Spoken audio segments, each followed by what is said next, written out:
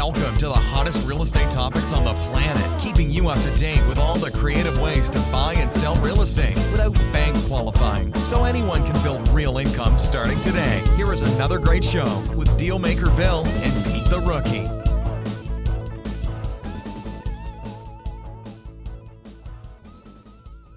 All right, here we are at another episode of Flipping Houses for Rookies. Good morning, Peter. Oh, God help us. Good morning, Bill. Here we are, episode number 302. We're chugging along with those episodes. So the name of today's episode is How to Retire Comfortably with Real Estate Using Private Money, starring the national speaker, Jay Conner. So here's a little description of what he's going to do, or what we're going to do together. So here we go. Are you tired of feeling frustrated from losing real estate deals because you don't have the funds to get them, or not being able to act quick on those hot deals?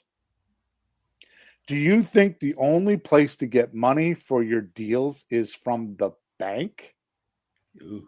Even worse, have a colorful past with your credit and won't qualify? If you would like to fire the banker and learn a proven and tested private money formula, this podcast is going to open your eyes on how to get the keys to the vault on getting more real estate funds than deals. Today's guest speaker, Jay Conner, plans to tell us how he fired his banker and raised $2,150,000 in less than 90 days in 2003 in a town with a population of like 40,000 people, and has done over 300 deals since then with the average profit of $67,000, and has been involved in over $52 million in real estate transactions. This leading expert on private money is about to put your real estate career on steroids. So listen carefully and take some good notes. Mr. Jay Conner, welcome to our podcast. As we just spoke a few minutes ago, we don't have many speakers, but here you are. Well, Bill and Pete, I'm honored to be here on the show with you. Thank you so much for inviting me to come along and talk about my absolute favorite subject in this world of real estate investing, and that is private money. Private money has had more of an impact on my real estate investing business than any other strategy, any other knowledge, any other business practice. It's catapulted my business when I first started using it, when I first started using private money. Since that time, I've never missed out on a deal for not having the money. I love this world because we make the rules. The banks don't make the rules. It puts us in the driver's seat. And as you just alluded to in the introduction, we've got a really, really good problem these days. And that is we got more money available than we can find houses for. Yay! So I'm excited to be here to pull the curtain back and talk about exactly how I do it and how exactly anybody can do it once they learn just a few key strategies. Okay, so let's start off with this story. I'm dying to hear this story about how you fired your banker and in 90 days you raised over $2 million. How'd you do that? Well, I tell you what, how did I get into private money? Well, I'll tell you how I did not get into private money. I did not just wake up one day and say, hey, I think I'll go raise some private money for my real estate deals. No, this is a situation that was born out of the necessity to overcome a big obstacle and a challenge. And Bill and Pete, I'm sure you can relate. And for the person listening to this podcast and show, I'm sure you can relate to it as well. You know, how many times in life have you been through a very challenging situation? You really had no idea how you were going to get through it. Everything looked dismal. Everything looked like the sky was falling. didn't know how you were going to get out of the corner. And when you pushed through and you came out of the other side, wow, life was actually better than it had ever been before. Because let's face it, all growth in business, all growth personally takes place in the valleys and does not take place on top of the mountain. So I remember it just like it was yesterday, Bill and Pete. I was sitting here at my desk. Now, from 2003 to 2009, Carol Joy and I started in this business of investing in single family houses. We've done commercial deals as well, but we started investing in single family houses in 2003 full time. And So from 2003 to Okay, 2000. sorry to interrupt. Carol Joy, just for in case somebody doesn't know, Carol Joy is your wife, correct? Correct. Yeah, Carol, sorry. Just correct. in case somebody doesn't know that. Sorry to interrupt you. All good. So we started investing full time in 2003. And for the first 6 years, from 2003 until 2009, we relied on local banks, mortgage companies, traditional lenders, institutional money to fund our deals. And I remember it just like it was yesterday. In January 2009, I picked up this very telephone receiver. And yes, believe it or not, we actually still have landlines in North Carolina. So I picked up What's that? now, once in a while, I do use a cell phone. But, I picked up this phone right here, and I called Steve, my banker, my local banker down here the street. And Steve and I had this conversation many, many times. I'd given him more business to fund my deals than anybody else. And I got Steve on the phone and I said, Steve, we did a little chit chat. And I said, Steve, I got 2 deals under contract representing over $100,000 in profit. One of those deals is over here in Newport. After repaired value is $200,000, $150,000 is required to fund. And, I want to close in 30 days because back then, using traditional money, you couldn't close quickly like you can in private money. So I'm on the phone with Steve, and Steve did something that's never a good sign. He closed his throat up, shut his mouth, didn't say a word. And I'm going, hey, Steve, are you still there? Hello? Like, hello? What's going on? Is this mic working? Steve finally cleared his throat and he says, Jay, of course, and I'm listening. Jay, I'm sorry, but the bank has closed your line of credit. You no longer have funding for your deals. And I'm sorry. I said, what do you mean you've closed my line of credit? I've had perfect credit. I've got an 800 credit score. I've got never late on a payment. We got a 6-year history of relationship, doing many deals. What happened? What's wrong? He says, well, we're just not loaning money out to real estate investors these days. And so I hung up the phone and I quickly learned that I was not the only person in the world that had that conversation. You may remember what was going on in 2008 and 2009. Oh, yeah. It was a global financial crisis. It's like the spigot turned off overnight. And so when I hung up the phone, I had a choice. I could either choose to quit or I could find a better way to fund my deals. Well, I created and started saying a new mantra right there that day. And my mantra became, it is impossible for you to fail unless you choose to quit. And quitting was not a choice for me. It's impossible for you to fail unless you choose to quit. So quitting wasn't a choice. So I picked up the very same phone very quickly and I called my lifeline, right? I called my friend, Jeff, who lived in Greensboro, North Carolina at the time. He was a full-time real estate investor at the time. And I said, Jeff, and I told him what had just happened. He said, welcome to the club. I said, what club? I said, what club?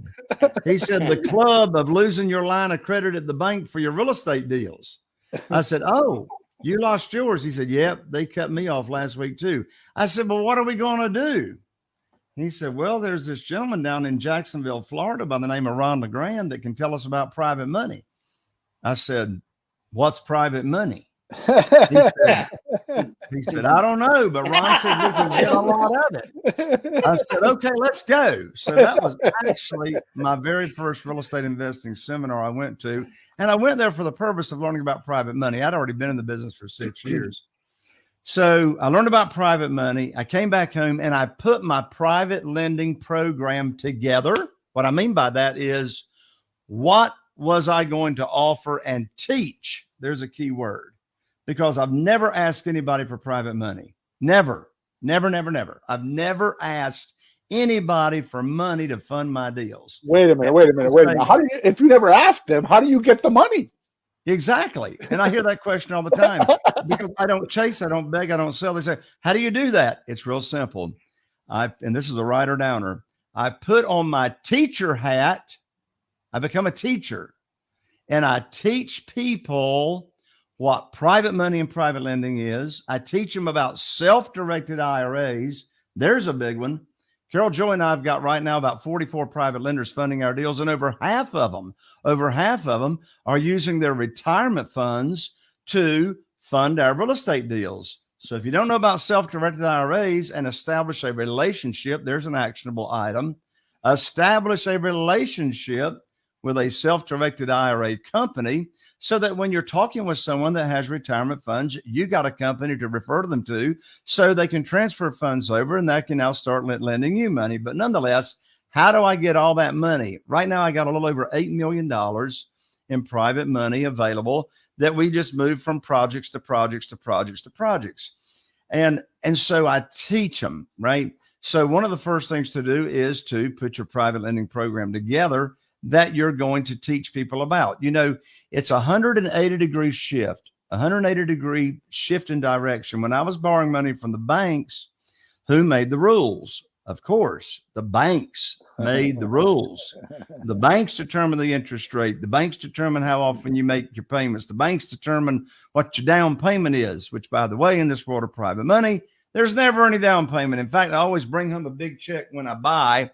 I mean, look right here. 2 days ago, I brought home a $29,000 check right there for buying a house. Wait a minute. You're making money borrowing money? Yeah, because I always borrow more than I need to buy. But anyway, so much to talk about private money. Don't let me digress. Just sticking with answering the question. Jay, that's how did I raise over Jay, $2 that's a million? good digress. He makes money borrowing money. I'm sorry. I'm stuck on that. Jay, before you go any further, you got to drop the bomb. Like you're telling us to go with these equity companies. Can you tell us a couple, one or two, just drop a bomb there and tell us who we should call? Who should we You're call? talking about the self-directed IRA company? Yeah, you said we should go get familiar and I with have them, right? worked. I'm sorry? We should go get familiar with them. Like, who are they? Absolutely. So I have worked with more than one self-directed IRA company. And hands down, I mean, the past few years, I have redirected and I've referred all of my private lenders to move all their funds to this one company. And that company is Quest Trust, Quest, Quest Trust, out of Houston, Texas. They also have multiple offices. They got them in Dallas and Austin, but they serve the nation. And what's beautiful about Quest, they fund deals in 3 days. Nice. 3 days. Nice. From the time that, now Quest does not loan money. Let's get that straight. Quest is a third-party custodian that is the third-party manager of people's retirement accounts. And then those people that have retirement accounts at Quest then self-direct. That's why it's called a self-directed IRA company. They self-direct and choose where they want to invest their money. So people with retirement funds can loan money to us real estate investors, at least tax deferred, if not tax free, depending on the kind of retirement account they've got. I've got one private lender that in 1 year earned $65,000 from me and my company, tax free. Right. So nice. That's definitely one strategy, one piece of information people want to learn about. Bottom line answer to your question. How did I get $2,150,000 in? Please, we're on the edge of the seat waiting. Yeah. So step number one, I learned about private money and I put my private lending program together that I was going to teach people that I already have some kind of relationship with. Now, there's 3 categories where you get private money. There's your warm market. Those are the people I taught. Your warm market is people you have some kind of relationship. You know them somehow. They're in your cell phone. They're in your email list. They're Facebook friends. You go to church with them. You go to the Rotary Club. Any kind of connection, your LinkedIn connections, any kind of connection you got with these people. And that's your warm market, right? And the second category of private lenders are what I call your expanded warm market. How do you expand your connections? I tell people the more money you wallow in, the more money sticks to you. So go make more connections. I teach that big time to my students. And then thirdly, the third category is called existing private lenders. Where do you find existing private lenders? Well, they're all in public record because when a private lender is loaning money to a real estate investor, if their loan is secured, which it should be by a mortgage or deed of trust, that's on public record. But yeah, that $2 million when I started, I put my program together. What's my interest rate? What's my term? How am I going to protect them in case I lose my mind and move to the Caribbean? How are they protected? And I simply just taught them. And now here's the deal. After teaching the private lending program, which by the way, let's go ahead and tease somebody here. On this show, I'm actually going to give you for free my brand new money guide that will walk you through step by step my program and how that works. Teaching the program, and by the time it's a 20-minute conversation. And after we teach the program, then guess what? I shut up. They're chasing me. They're saying, "Hey, Jay, what do I do? Write you a check?" No, nobody writes me a check. We get a deal, they fund a deal, and all of their funds are sent directly to the real estate attorney's trust account. But yeah, become a teacher. So when you say become a teacher, you're talking about teaching not students. You're talking about teaching the people that are going to lend you the money, right? Correct. I'm teaching potential private lenders Right. that I already have some kind of relationship with. Nice. And Jay, just so you're aware, Pete and I have talked a lot because we've got a lot of podcasts about you don't go looking for money. You know, in other words, I think the saying that we use is money doesn't find deals, deals find money. Right. So when you're talking to customers or you're talking to potential lenders, what we do is we always talk to the potential lender about a deal we might have. And that as well, you know, they ask, you know, how they can get involved. And that's when we get into the education process. So that's I do it a little bit differently. And the way you're doing it is fantastic. You know, all of us do it a little bit different. I do it a little bit different. What I do is I teach my program, but I don't talk anything about a deal up front. Yep. Because I don't want to come across, and I'm not saying you and Pete do, but I don't want to come across up front as I'm like desperate for them to fund this deal. right. I just want them to buy into this program. I want to teach them the program. And then they say, yeah, I love the program. They tell me how much they, have to invest. Is it liquid capital? Is it retirement funds? Do I need to introduce them to my representative at Quest so they can move their funds over, that kind of thing? And so we get all set to go. And then they're like biting at the bit. Yep. They're like biting at the bit for me to call them with good news. I can now put their money to work. And here's the deal. I've never pitched a deal in my life. Yep. I've never pitched a deal. And here's why. They bought into the program. They love the program. They're sitting back. Now I go back and I got a deal. It might be in 2 days. It might be in 2 weeks. And Pete and Bill, here's exactly what I do. I call them up and I have a little chit chat. And here's exactly what I say. I say, I've got fantastic news for you.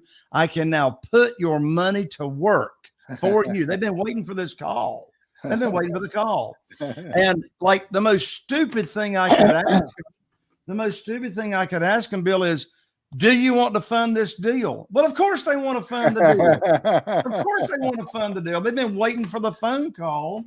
And I'm not going to bring them a deal that does not fit the criteria of the program that I already taught them. So when I call them up, I only tell them 4 things. 4 things. I call them up and I say, I got great news, Bill. You're my private lender. Let's pretend. Bill, I got great news. I can now put your money to work. And I tell them 4 things. Where the home's located, after repaired value, funding required, and when to wire the funds. Here's how the conversation goes. Bill, I got fantastic news for you. I can now put your money to work for you. I got a home over here in Newport. The after repaired value is $200,000. The funding required is $150,000. You see, I know you've already got $150,000 because you already told me. Yep. Right? When you bought into the program. And it requires $150,000. You'll need to wire your funds to the real estate attorney by next Thursday. End of conversation. Nice. I didn't ask them if they want to fund a deal. That's stupid. I mean, if I ask them if they want to fund the deal, they're thinking, maybe I shouldn't fund the deal. I don't know. Yeah. Maybe should I? Shouldn't I? Of course they want to. So it's all about positioning, timing, first things first. Money comes first. And I tell you, I'm just not interested in being stressed out on getting a deal on getting a deal under contract. And I have no idea how I'm going to fund it. And, now I'm like running around with my hair on fire, looking for funding. I know right now I've got X number of dollars lined up from a private lender or private lenders. I mean, how much more confident do I feel on making offers when I got $500,000 or $1 million burning a hole in my pocket? Amen. To invest in deals. So that's just sort of my approach. So Jay, you're saying that people are not as concerned of the deal itself. They have enough trust in you that just the numbers of what they're going to get is what they care about. How they get it, what you got to do. Who cares? It's like when you give the money to the bank. You don't say, how are you going to invest it so I get my piece? I want my 0.0001% definitely in 6 months from now. And I totally trust the bank to give me that, right? Exactly. Yeah. Okay. As a matter of a couple of weeks ago, the average 12-month certificate of deposit yield in the local bank is 0.17%. That's nationwide. That's less than 0.25%. And, people just don't know what to do, with their money. And, Pete, you make a good point there a second ago. The first time I call up my lender that's already told me how much they got to work with, get me a deal, get me a deal, get me a deal. So the first time I call them up and tell them those 4 things, great news, where's it located? They could care less what the street address is, the community, where's it located? What's the after repaired value? I don't even tell them the purchase price. They could care less, right? They just want to know, how are they protected? What's the value of this home after it's going to be all ready to sell, and the closing date and how much to fund. Now, on the second or third call, I don't even tell them that much because they can care less. That's true. You all know that. You all know this, Bill and Pete. By the second or third call, all they want to know is what? How much and when? Yep. Yeah. How much and when? No, I want to be very clear here. So I myself have been doing this for 21 plus years. I don't know if you know that. I know my listeners do, and I've done hundreds of transactions. Those 21 plus years and those hundreds of transactions, I can honestly say I've had less than a handful of private lenders. And because of the economy and the way things are changing, and because of meeting you, Peter and I have bought your materials, and we are like absorbing it because I want to make changes, because I feel like the way I'm doing is a little old fashioned. I'm very comfortable with what I'm doing, and my lenders are, like you said, I call them up and they're like, how much? It's like not even hello, how much, Bill? And they're like, and I don't even tell them where to bring it. They know where to bring it. They just tell them how much, and I need it by Thursday, and make sure you go see Maslick, the attorney. And they're like, okay. And it's that easy, right? So absolutely. So I just want you to know that, that obviously, I don't feel it. And I think you're the same way. I don't have this arrogance. Like I know everything. I'm still learning. I'm still buying materials. I'm absorbing your stuff. I love the way you do things. I love your personality and your how you talk to people. It's just amazing. So maybe you can give us a short. I know one of the things that I run into a lot of times with my students is some sort of a short, or it doesn't even have to be short, some sort of a description between the difference between private money and hard money. Like, because those are 2 words we use in the real estate business a lot. And I just want to make sure that our listeners know the difference, because it's important. I think it's important. Bill, I'm so glad you asked. It's like critically important because particularly newer real estate investors may hear those terms and use hard money and private money interchangeably, and they are night and day. So first of all, very simply, let's define what's a private lender and what is a hard money lender. And then let me take a moment and break down the differences and give you a contrast. Perfect. First of all, a private lender. And if you are riding down the road in your car listening to this, obviously don't take notes. But if you are where you can take notes, now is the time to take notes.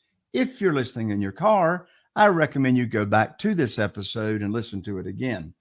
A private lender, by definition, is a human being, an individual that loans money to a real estate investor, primarily and most of the time, either from their investment capital, liquid funds, or their retirement funds.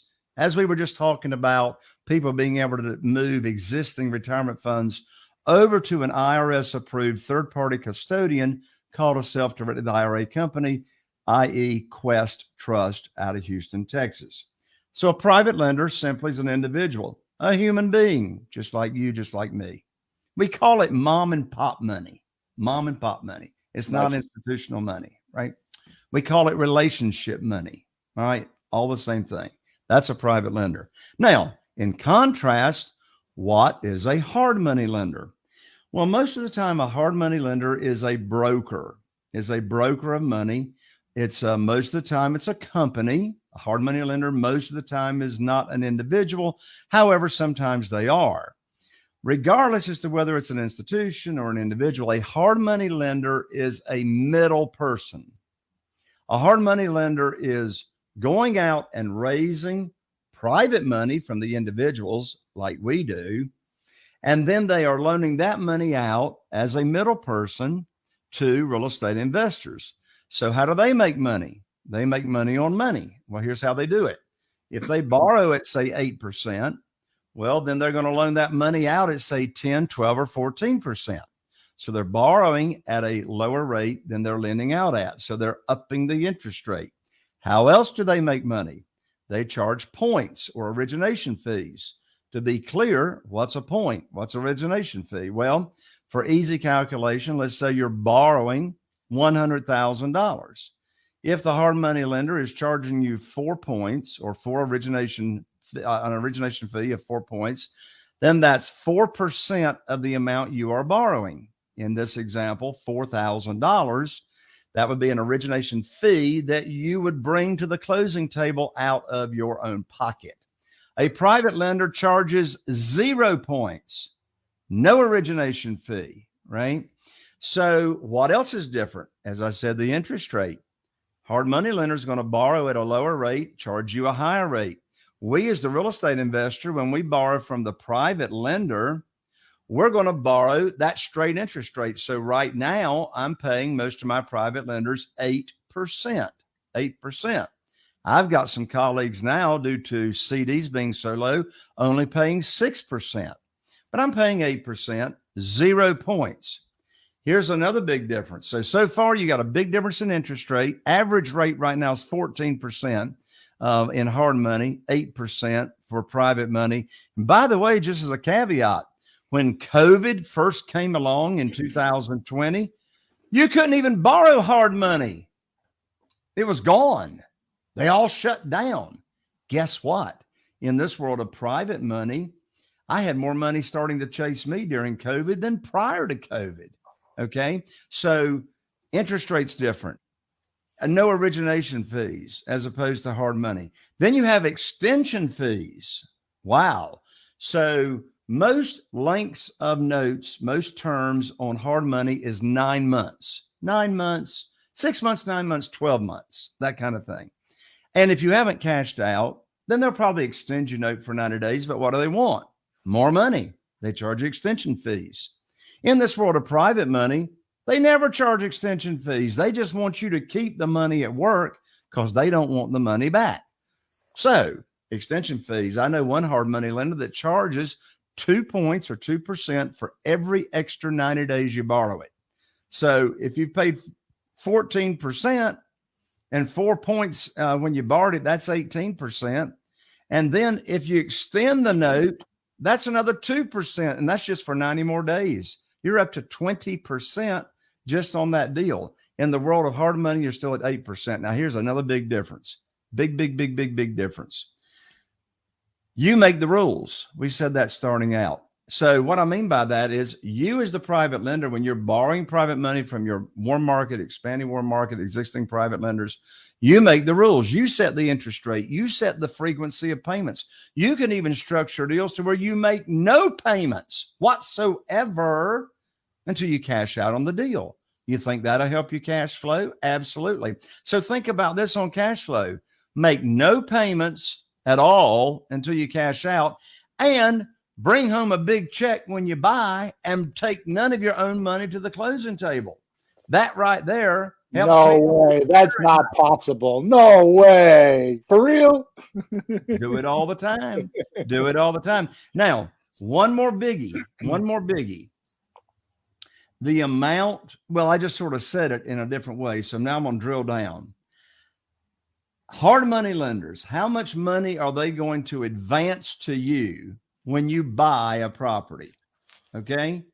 How much money are they going to? So Bill, Pete, y'all ever borrowed hard money in all your years? Y'all ever borrowed hard money? I started with hard money, and it was 65 to 70% they would max me at. So listen at what Bill just said. Borrowing hard money, they would only give Bill 65 or 75 or 70% of the purchase price. That's right. Regardless of how good the deal is, Yeah. regardless of what the after repaired value is. So let's say, Bill is, buying a house with an after repaired value of, he's buying a purchase price, let's say of $100,000 for easy figuring. He's buying it at 100. It's got an after repaired value of 200. He's buying it for 100. The hard money lender is only going to give him, when he purchases, 70,000 or 75,000. The national average right now is 80%. So even if you can get 80% of purchase, you're only going to get $80,000 of that $100,000 purchase. But where am I going to get the money to renovate it? How am I going to renovate it? Because that's what I had to do. When we first started, he gave me 70% of the ARV, this is 20 years ago. And then we had to put up the renovation money for the first 3 or 4 deals to get a relationship with him. Absolutely. So it's like we have to come up with the balance, but not in the world of private money. In the world of private money, we get 100% of our purchase price, 100% of all the rehab money, and extra money to even cover carrying costs, utilities, taxes. And some of my private lenders, Pete, they need monthly payments because they're elderly and they're looking to live off of this money.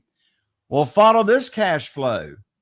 You buy a house, you bring home a big check because you always borrow more than you need to buy it. You bring home a big check.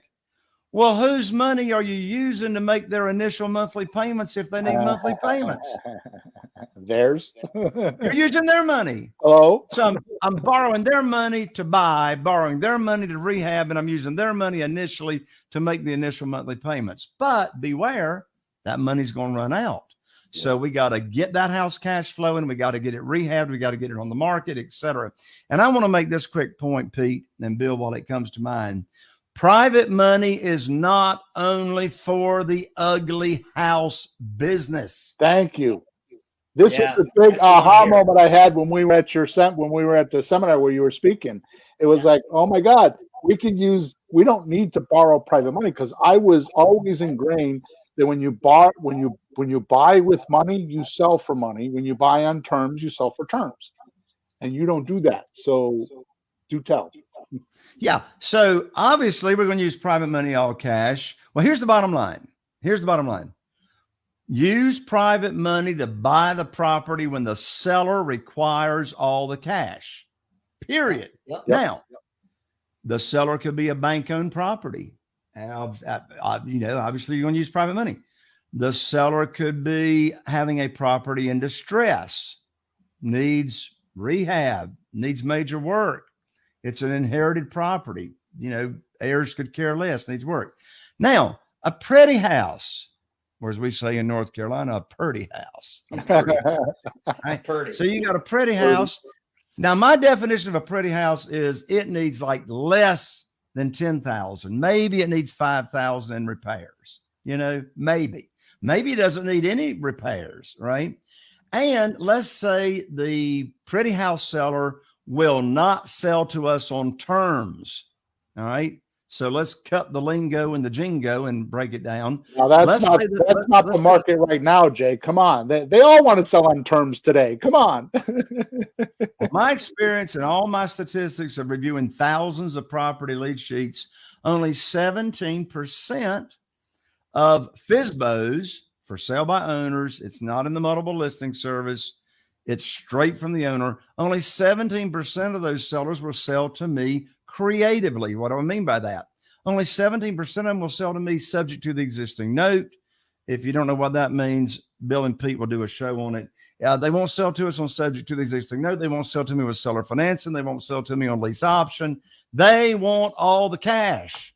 Well, guess what? That's 87% of FSBOs want all the cash.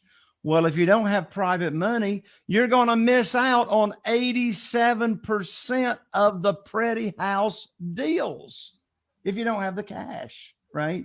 So that's my statistics. And like you just said, Bill, it really is an aha moment for a lot of real estate investors.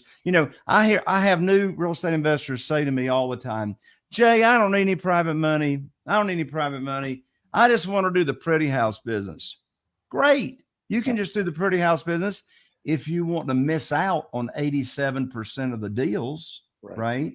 So cash is king. Cash allows you to buy when the seller requires all the cash, regardless of what the situation is. And in addition to that, private money has got nothing to do with your credit score. No. You can have a terrible credit score and get all the private money you want because private money is a collateral loan. Private money's got nothing to do with your verification of income. You can be stone cold broke and no job and get as much private money as anybody else, right? And I also hear students say to me, Jay, who's going to loan me private money? I've never done a deal in my life. Why are they going to trust me? Who's going to give me money on a deal? And our students don't say that, Jay. No, our students don't say that. Well, and the answer is very simple. And this is a writer downer. If you don't pay the private lender, the property does. Yep. If you don't pay the private lender, the property does. And what I mean by that, we're not borrowing unsecured funds, right? We are giving the private lenders a security. We're giving them a mortgage or deed of trust that is backing that note by the real estate that we are borrowing. So if I lose my mind, if I screw up, they get the property and they're going to make me even more money by having the property than the interest that I was going to pay them because I had bought it at such a big discounted price. Now, Jay, I know there's somebody listening to us right now that thinks that you are absolutely out of your head that you would pay 8, 10, 12% interest. Why would you do that? Yeah, well, I don't pay 12%. No, I don't either. I do pay 10% now and then in second position. I don't mind paying 10% on $30,000 in a second position, second position junior lien. But why do I pay 8%? Well, here's a number of reasons. Number one, quite frankly, the access to the money is actually more important than the interest rate, to tell you the truth. Just having access to the money for quick closing. I close in 7 days. Nice. 7 days. You can't close in 7 days with most hard money lenders. Right. In fact, with a lot of my private lenders, and they've got their money at Quest, I close in 3 days. So number one, I get more offers accepted, even when my competition offers more money for the property than I offered, because a quick, clean closing is so important to them. So why would I pay 8%? Number one, just access to the money, and I can close quickly, and I make the rules, and I don't have to make monthly payments unless I want to. My credit's got nothing to do with it. I mean, I'm willing to pay 8% to be in the driver's seat. Here's another big reason. As opposed to borrowing money from the banks or hard money lenders or mortgage brokers, there's a limit to the number of deals that I can do if I'm borrowing institutional money. Yep. If I'm using private money, I can do all the deals I want. There's no limit to the number of deals I can do. There's no limit to the number of private lenders that I can do business with. So private money takes the handcuffs off and lets me do as many deals as I want, make as much profit as I want, and be in control of my business to where I run it and it does not run me.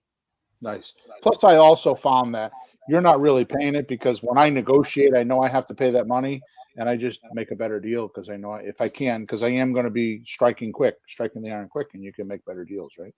Sure. And I'm not even paying 8% on that deal unless I'm using the money for a whole year. Right. That percentage rate is the annual percentage rate. Right. Right. Mhm. So if I borrow $100,000 for easy figuring, and it's an 8% APR, and I only use it for 6 months and I cash out, I only paid 4% or $4,000 on that deal. Exactly right. And most people don't realize that. All right. So here's the thing that is magical about you is you keep throwing these numbers and statistics around. So let's just label them as your formulas. So how did you come up with these formulas? And I know in my business, in fact, we've got 301 podcasts talking about my formulas, and just to be straight, I mean, I am a Ron LeGrand student. All my guys know that. I went to his seminars. He got me started 20 years ago. So that's where I learned, some of these formulas. But after a while, I just rely on my formulas more than my own thinking, because it is experience. So just tell us about how you if you can, came around to these formulas and why you use them, and the importance of it, and the automaticity of just sticking to the formula. If you could. Well, I'm glad you brought up formula, because when it comes to making a decision as to how much you're going to offer on a house, how much you're going to borrow on that house, this is a right or downer. The math makes the decision, not your emotions. Oh my goodness. And boy, was I guilty of that when I started out. Boy, was I guilty of that. I was so excited, so, ready to get my first deals. And the formula said, don't offer more than X. And I'd say, oh, I can cut down on the repairs. It'll be worth a little bit more by the time I sell it. No. By the way, when it comes to repairs, it always costs more than you think it will. No. And contractors will always give you the elevator ride. Period. It always costs more than you think it will. That's why I have what's called in my formula the Murphy factor. There you go. The Murphy factor. So Pete and Bill, I'm sure you have taught, your formula for what's the maximum that you will offer when paying cash. Yep. And when you're buying on terms, i.e. subject to the existing note, seller financing, buying on a wrap, etc., that's a different formula. Okay. So the only formula that I'm reiterating here that Pete and Bill have already taught you, this formula is only for when you're paying all cash. Ugly or pretty. Ugly or pretty. Ugly or pretty. Yep. When you're paying all cash. And of course, we call that, and I learned it from Ron LeGrand, we call it the Mayo formula, which stands for maximum allowable offer. Maximum allowable offer. And Mayo does not stand for mayonnaise, right? It's maximum allowable offer, MAO. So that formula, as Pete and Bill know, that they can recite in their sleep, we're going to take the after repaired value. Now, where do I get the after repaired value? I get the after repaired value from my trusted realtor. I've been working with the same realtor for 14 years, Chris Latham. He does all my comps. I don't rely on any online services to tell me what the after repaired value should be. I let my realtor do that. I would rather my realtor do a CMA than me doing a CMA. I'd rather have a root canal. So he does that. And I've had a root canal, so I know what I'm talking about. What's a CMA? We're on a rookie podcast. Just tell them. That's right. So a CMA is a comparative market analysis. Thank you. Comparative market analysis. And so what my realtor will do is compare the subject property that I am interested in possibly making an offer on. He will compare that subject property to other sold properties, not properties that are listed in the multiple listing service for sale that haven't been sold yet, but to sold properties, and they would be comparable. Now, I'm wanting my realtor to give me an after repaired value, not an as is value, but an after repaired value. Well, how in the world is he going to do that? Well, Chris knows after all these years, if we renovate a house, we're going to make it absolutely beautiful. Granite countertops, LVP flooring, all new interior paint, all new interior lighting. It's going to look like a brand new home when we finish. So the sold comps that he's going to look for in the multiple listing service, he wants to get them as close to today's date as possible. Have they sold in the last 3 months? Have they sold in the last 6 months, et cetera? So he's going to look for those comparable properties that are of comparable age and comparable condition of being absolutely beautiful. So he'll send me his opinion of what the after repaired value would be. In other words, what we would list it for, and what it should appraise for. Now, that's the after repaired value. So this is the Mayo formula. We take the after repaired value, and if the after repaired value is less than $300,000, we're going to multiply it times 70%. That accounts for your profits, some of your carrying costs, etc. So after repaired value times 70%, that gives you a figure, and then we subtract the estimated repairs. Estimated repairs. Well, how do you estimate repairs? That's another show with Bill and Pete. But you take your estimated repairs on the property, and then less the repairs. That's going to give you what we call the maximum allowable offer. Now, just to be sure, as I said, Murphy lives in every house. Who in the world's Murphy? If something's going to go wrong, it's going to go wrong. Sometimes Murphy's parents, sometimes Murphy's cousins, sometimes Murphy's children show up with problems that you did not anticipate. So less than $300,000, I just throw in an extra $10,000 below Mayo to actually be the most that I want to offer on that property. Now, if the after repaired value is over $300,000, then I'm going to multiply times 80%. Over $300,000 ARV times 80%. That'll give me a figure, less my repairs. That gives me Mayo. And then over $300,000, I'm going to subtract an additional, not $10,000, but I'm going to subtract an additional $20,000 because that's a higher priced home. And then that figure is going to give me my gauge as to really the most that I want to pay. And again, this formula that I'm using is only when we're paying all cash.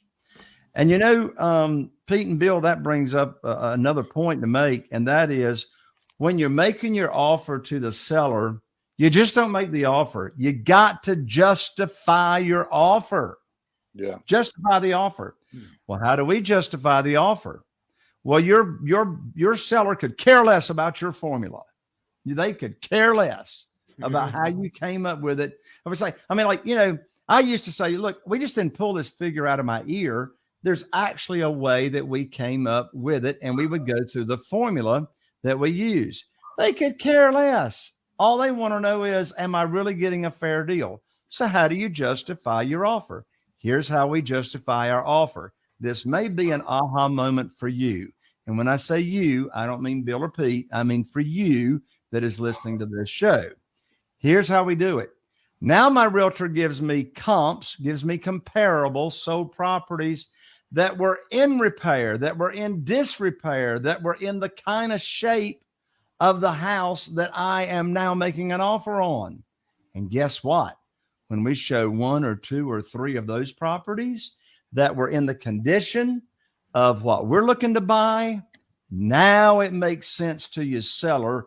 They're able to see what other properties sold for in the kind of condition of what they are selling for. That's awesome. That's very, very awesome. That's a great tip at the end there because I don't do that. So I'm going to start doing that. That's awesome. We're listening, Jay. We're listening. All right, good. So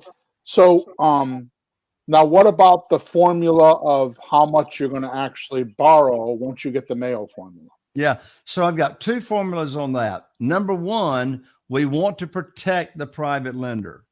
We want to minimize their risk in case something goes wrong, something goes awry, they're still protected. So if there's a major rehab, okay, what's my definition of a major rehab? Well, I'm rehabbing a house right now at 400 Pearson Circle, and just the rehab's $160,000. That's the rehab. After I bought it for $230,000. Right? Dog. See, But the after repair value is 600,000. So the numbers work, right?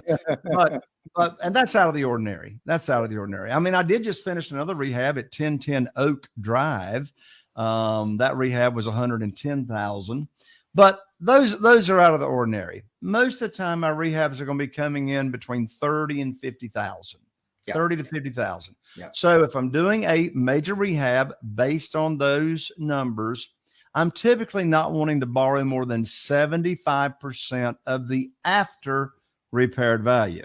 Yeah. 75% of the after repaired value. Notice I didn't say 70% of the purchase price. Right. If you borrow 75% of the purchase price, you're taking a check to closing, right? Mm-hmm. But when you borrow 75% of the after repaired value, well, how am I going to bring home a big check? Well, I'm buying it at a discounted price. Here's an example. Let's say the after repaired value on a house is $200,000. Well, the most I'm going to borrow in that example is $150,000. That's 75% of $200,000. But I will buy a house all day long. I'll buy houses all day long at 50% of the ARV. So a $200,000 after repaired value house, I'll buy all day long for $100,000 because it needs repairs and the seller can't sell it in the multiple listing service in the condition that it's in, right? Mm-hmm. Well, here's the cash, follow the money. If I buy it for $100,000, I'm not going to borrow more than $150,000 on a $200,000 after repaired value. How big's my check that I'm bringing home? $50,000. Yep. That's the difference between the amount I borrow and what I'm buying it for. But of course, I'm not going to keep all that $50,000. Most of it's going to be used for rehab, right? So 75% is my rule of thumb as the maximum of the after repaired value. Now, there's a caveat to that. Remember, we use cash to buy pretty houses when there's hardly no rehab involved at all. I don't mind borrowing 80% or 85% of a pretty house of the value. And here's why. Number one, I can get it cash flowing or sold right away. Right. My carrying costs are much, much lower. And number two, I'm not spending time on all that rehab stuff. So still giving my private lender a 15% equity cushion between what the home is worth and what I'm borrowing. So listen, if the house is worth $200,000 and I borrow 85% of that, then and I go lose my mind, well, they can sell it and they still made $30,000 because I gave them that equity cushion. Exactly. All right, good. So we're going to wind down. We got about 10 more minutes and I have a couple more questions. So this is all really good, Jay. I'm really glad you're here. This is great experience, but I gotta be. Normally Pete's doing this job, but I'm going to do it for him today. Yeah, how you like being the rookie, Bill? How do you feel? Yeah, the rookies, they're listening, and So first question is, you've taught a lot of people. So what have you found most rookies have barriers to getting started? Like, what are their barriers? And then the follow-up question is, let's just start with that. I can tell you the absolute biggest barrier, hands down, no question about it, across the board. The number one barrier is the rookie not owning the real estate between their ears. I say that all the time. I say the hardest real estate transaction they have is between their ears. Absolutely. It's mindset. Yeah. So we got to get the mindset right first. That's first. Now, what do I mean by mindset? No chasing, no begging, no selling. You are serving. There's your mindset. That's right. You are a servant. How are you a servant? You're a servant by teaching people about private money and private lending to where they now can earn a lot of money safely and securely. And I don't know anywhere else where people can earn these kinds of rates of return safely and securely. The only complaint I've received from my private lenders over the years is, why didn't you tell me about this sooner? Right? Yeah. So it's mindset. I'm not pitching a deal. I'm not selling a deal. And again, it's the mindset. And you know, the worst time to attract and raise private money is when you need it for a deal. Yeah. That's the worst time to be getting private money, attracting private money. Too late. I keep you up at night. So teach your program. So that's number one. Lack of confidence, fear. And look, here's the deal. If you are teaching somebody about private money, you can't lose. You can't fail. Now, if you're trying to raise money for a deal and you can't get it, now that's a problem. But if you're simply teaching people with this mindset about private lending and what it is and how they can get high rates of return safely and securely, you're just teaching them, right? And if they're not interested in the program, you didn't miss out. I mean, that's it. But I will tell you this, after explaining and teaching the private lending program for years and years and years, since 2009, I can only think of 2 people since 2009 that did not want to get involved. And both of them had the same reason. They were in the stock market. They didn't want to liquidate their stocks. The stock market was down at the time, and they did not want to lose money by selling their stocks in order to become a private lender. So I can tell you, and you all know it, Pete and Bill, you know it, anybody that's interested in listening and being taught the private lending program, they are going to be your private lender, because where else in the world are they going to get these returns? That's number one, mindset. Number 2 thing that holds them back is you don't know the program. How can you teach somebody what private money is and your private lending program is unless you know what your program is? Well, I got good news for you. I'm going to give away a brand new private money guide that I just wrote that's going to plug you in to the program that you can easily teach. And it's just so conversational to where the money will be chasing you. So mindset and lack of knowledge. Exactly. So just because we're hooked up to the social media, Jamie's saying this is great information. She's very, very happy. So thank you for that. So, let's just, because we're kind of at the hour now,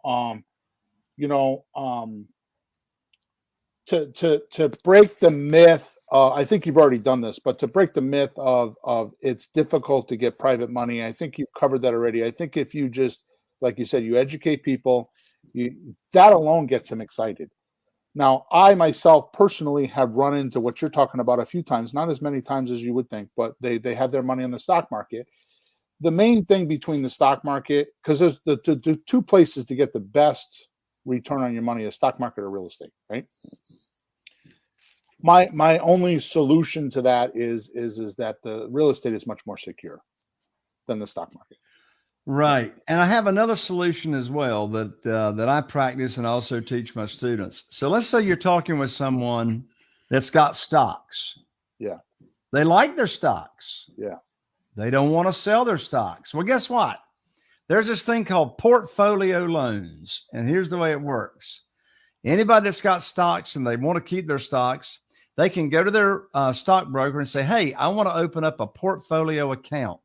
It's got nothing to do with credit scores, nothing to do with verification of income. Most of the major brokerage houses have it. And so they open a portfolio account and now this is not margin.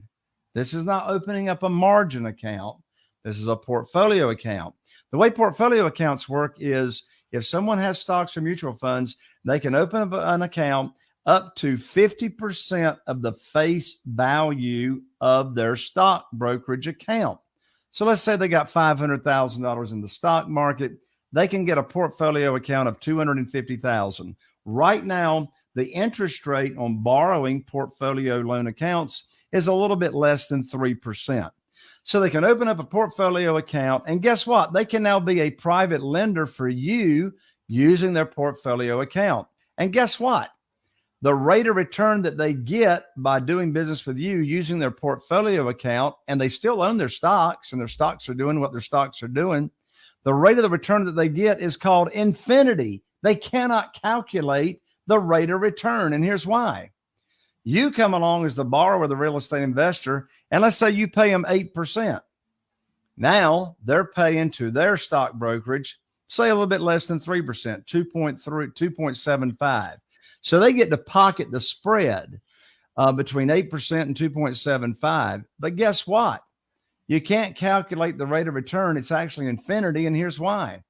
They're not loaning you their money. They're loaning you the stock brokerage's money.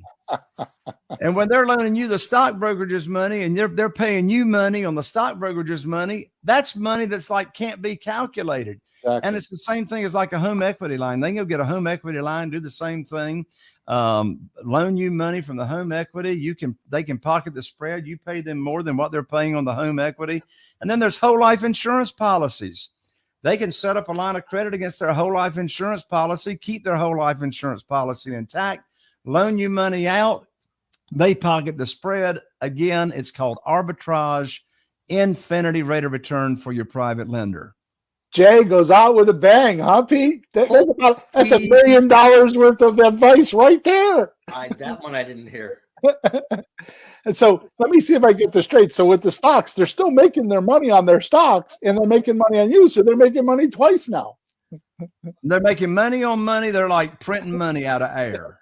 I mean, that's almost a dirty trick. Exactly. Exactly. And very few people walking around even know about this thing called arbitrage and leveraging an asset. Yeah, incredible. All right, Jay, so we're at our hour. What I would like you to do is, so you talked about this guide. I put a link in the description of this podcast, wherever you're watching it or listening to it, just because we didn't do our typical house work at the beginning of the show. Make sure that you subscribe to the show if this is your first time, so you can get our episodes every week. We are on YouTube and Facebook and Twitter every Thursday morning, 9:30 Eastern Standard Time, AM. So you can go to Facebook or YouTube or Twitter, and I have a screen up so you can ask questions and be part of the show if you so desire. But more importantly, in the description of this show on whatever platform you're on, there is a link to Jay's guide, which I checked out, and it is freaking amazing. So why don't you just spend a couple minutes just telling us about that guide, and then we'll end off. Sure. So I just finished writing this private money guide. It's absolutely free. You can download it. And the title of the guide is 7 Reasons Why Private Money Will Skyrocket Your Real Estate Business and Build You Incredible Wealth. So this guide, whether you've never borrowed private money before or you're a seasoned real estate investor and you have borrowed private money, this will actually get you more private money. It'll get you on the fast track to private money. It will get you started on learning what the private money program is so you can start sharing it with your people that you have a relationship with. So if you have ever missed out on a deal for not having the money, or you just want to scale your business and get more funding for your deals while you make the rules instead of the banks making the rules, go to www.jayconner.com/money guide. Again, that's www.jayconner.com money guide, absolutely free. It will get you on the fast track to getting hundreds of thousands of dollars in private money for you to put to work right away on your real estate deals. Perfect. And then just because I can't help myself, you could either go to that website that he just gave you, or you could put a support ticket in, because I know Pete and I are coming to one of your seminars in June in North Carolina. So if somebody wants to like jump right in and get more information, you're doing I think your next one, I might be wrong. Is there one sooner than June, or is that your next closest? Yeah, June. The next one is June 8, 9, and 10, right here in Morehead City, Atlantic Beach, in our backyard. Yeah, at the live event, we got private lenders for the attendees to network with. I teach all 4 pillars of my business, and I dive super, super deep in this world of private money. And I think at that event, event, it's called the Private Money Academy Conference. Yeah. And I think also you also show at that event how you get leads, and it's more like you said, the 4 pillars. It's more than just private money. It's and there's bus rides and all kinds of stuff. So by the way, that's June of 2022, because these podcasts kind of hang around for quite a while. So that's 2000. That's right. And again, I'm glad you brought that up, Bill, because when you download this money guide that I just told you about, you'll get information on how you can register for the upcoming live event, Private Money Academy Conference. Perfect. And another compliment, Rudy, I think it's Rudy. He's saying, thanks for sharing. Yeah. So great information. You guys rock. So, Jay, I can't say enough for taking time out and spending time with us. Thank you so much for all of your help today. You gave us some very valuable information. I mean, I'm not trying to be a hotshot here. You know, I've done all these deals, and I still learn, and I still learn. I spent an hour with you today, and I got a couple good tips here, especially the stock market tip. Guys, take that as a lesson, because that's $1 million tool right there. I know 2 people right now that I can go to that have stocks. You know, they probably got, one guy I think's got $1.4 million in stocks, and he's told me that he I'm going to go talk to him. Yeah, I've got that answer. Stock. Okay, now I got an answer. Yeah, exactly. I just like to make money on money and money on money. Yeah, exactly. Here's your printing press. So look now, Bill and Pete, I want to hear how that goes. Yes, absolutely. Absolutely. So, and like I said, we not that this matters to Jay, but for our listeners, Pete and I will be at that event in June. So if you want to come hang around and you're one of our rookies, then come on down and we'll have dinner or lunch together and hang around at Jay's event and have some fun. Okay.